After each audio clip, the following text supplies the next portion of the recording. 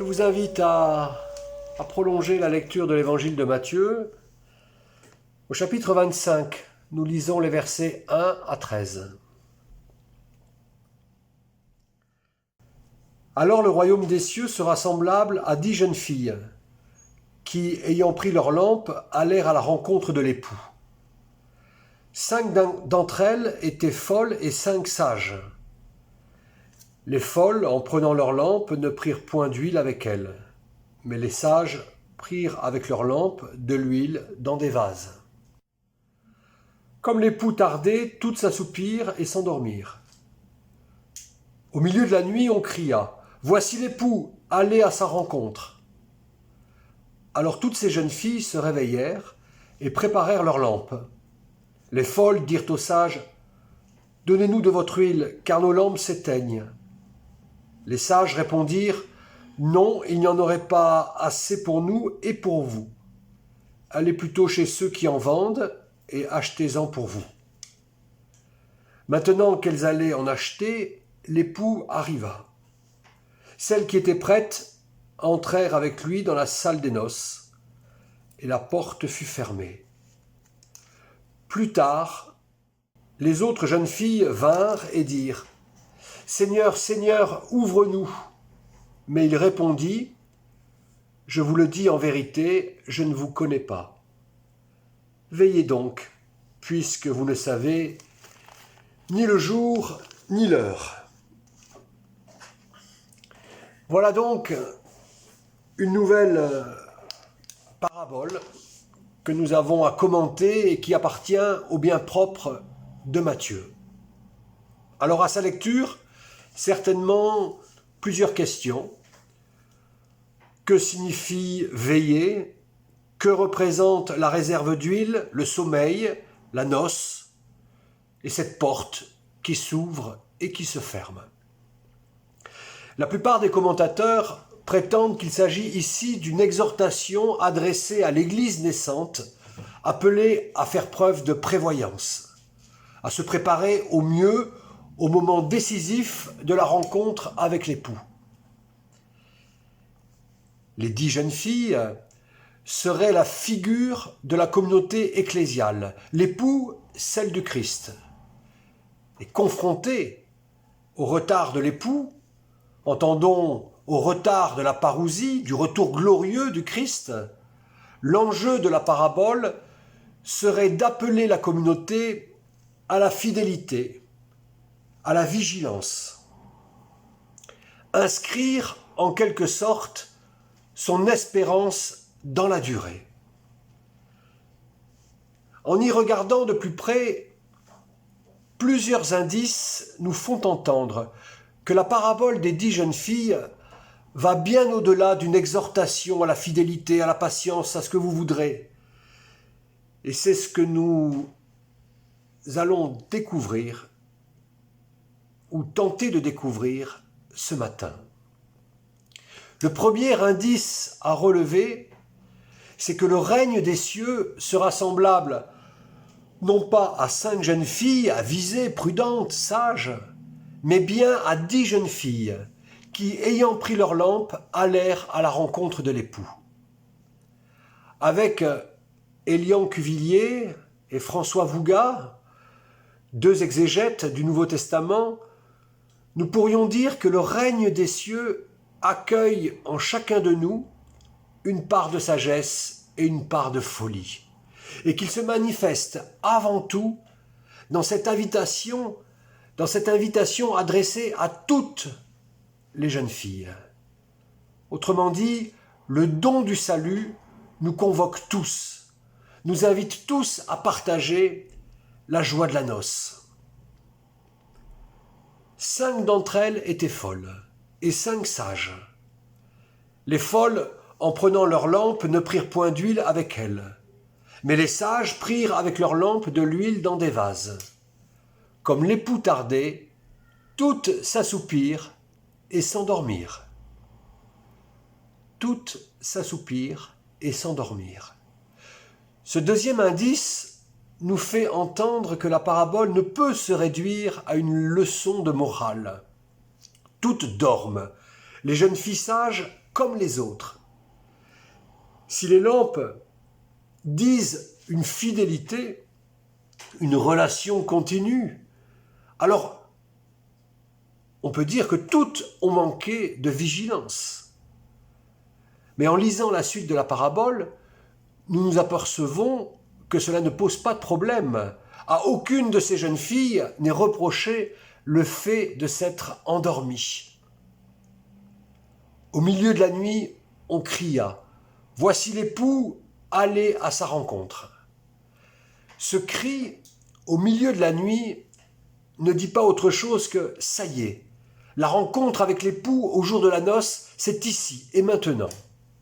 Alors toutes ces jeunes filles se réveillèrent et préparèrent leurs lampes. Les folles dirent aux sages « Donnez-nous de votre huile, car nos lampes s'éteignent. » Les sages répondirent « Non, il n'y en aurait pas assez pour nous et pour vous.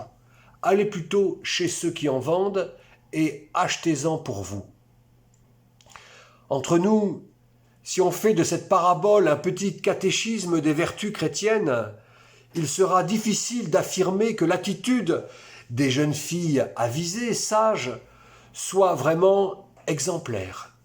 Ayant fait de la spéléologie, je peux vous assurer que le partage de la lumière est un code d'honneur. Manque de générosité, absence de solidarité.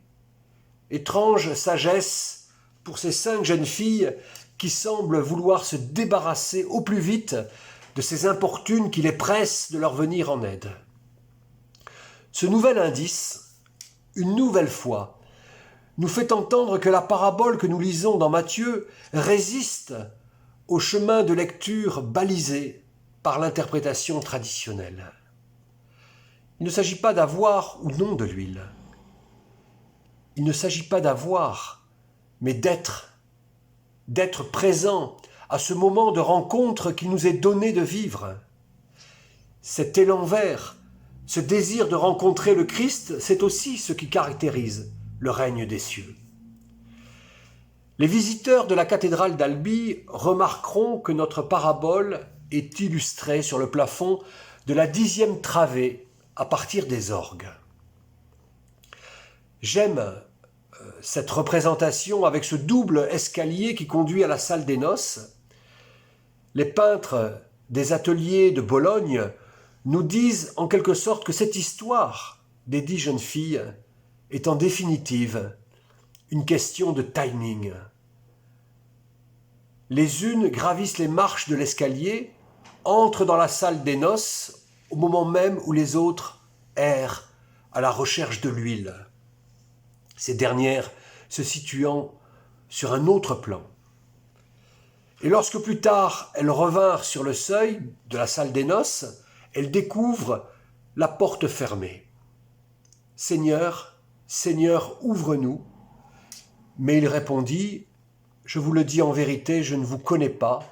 Veillez donc, puisque vous ne savez ni le jour ni l'heure. » Je ne crois pas que notre parabole ait pour projet d'annoncer le jugement dernier avec ses condamnations futures pour celles et ceux qui n'auraient pas été assez pieux, prévoyants, appliqués, prudents. Le Dieu auquel je crois ne ferme pas la porte. Voici, je me tiens à la porte et je frappe. Si quelqu'un entend ma voix et ouvre la porte, j'entrerai chez lui. Je souperai avec lui et lui avec moi. Lit-on dans le livre de l'Apocalypse au chapitre 3, verset 20. Notre parabole ne nous condamne pas, mais nous renvoie à cette vérité de l'Évangile que le théologien Dietrich Bonhoeffer avait résumé en ces termes : la grâce acquise nous conduit au courage de l'action. La grâce acquise nous conduit au courage de l'action. Ce n'est pas parce que nous disposons d'huile en quantité suffisante que nous sommes accueillis dans la salle des noces. C'est tout simplement parce que nous sommes présents au moment où la porte s'ouvre. Les jeunes filles dans la parabole sont dites avisées parce qu'elles sont contemporaines d'elles-mêmes, alors que les folles vivent dans un autre temps, ou plutôt dans la crainte de ne pas avoir ce qu'il faut au moment où il leur est demandé précisément de franchir la porte. Or, entendons bien que personne ne leur reproche le manque d'huile. Elles finiront d'ailleurs par en trouver. Mais bien de s'être en quelque sorte retranchées du champ de l'action, et peut-être même d'avoir brisé la relation de confiance, d'alliance. Entendons bien que rien ne dit dans la parabole, rien ne dit qu'elle n'aurait pas été accueillie au moment singulier où la porte s'est ouverte. Vivre intensément ce qu'il m'est donné de vivre au moment où cela m'est offert, en refusant l'angoisse, le souci par avance qui ferme le temps. Voilà peut-être un des enseignements les plus précieux de notre parabole, et qui rappelle cette parole du Christ adressée aux disciples dans l'évangile de Luc. Mettez dans vos cœurs de ne pas vous soucier d'avance. Ce nouveau chemin d'interprétation nous fait comprendre alors pourquoi le partage de l'huile relève de l'impossible. Car la décision d'agir ou non touche à l'intime. Cette décision, elle est du ressort de la responsabilité individuelle. La décision de franchir la porte reste impartageable dans le sens où elle se vit dans la liberté individuelle. Autrement dit, il n'est pas possible de vivre par procuration ou de vivre à la place de l'autre. Au nom du Christ, ne pas déserter le champ de nos responsabilités, ne pas nous dérober à nous-mêmes, tout en acceptant, je dirais, nos manques, notre pénurie d'être. Vivre intensément le temps donné, chasser toute forme d'anxiété, ne pas s'apeurer, s'inquiéter par avance, lui faire confiance, lui le ressuscité qui nous aide à franchir les seuils de toute porte, étant lui-même la porte. Voilà comment je traduis ce matin, pour nous, l'exhortation finale de la parabole. Veillez donc, puisque vous ne savez ni le jour ni l'heure. Et si cette parabole commence par un futur, le règne des cieux sera semblable à 10 jeunes filles qui, ayant pris leur lampe, allèrent à la rencontre de l'époux. Le règne des cieux sera semblable. Entendons que ce futur est là pour éclairer notre présent. Veiller, attendre Dieu, s'attendre à un cri qui déchirera la nuit. C'est encore et toujours habiter le présent. Dans toute son épouvante et dans toute son espérance, la vie est au présent.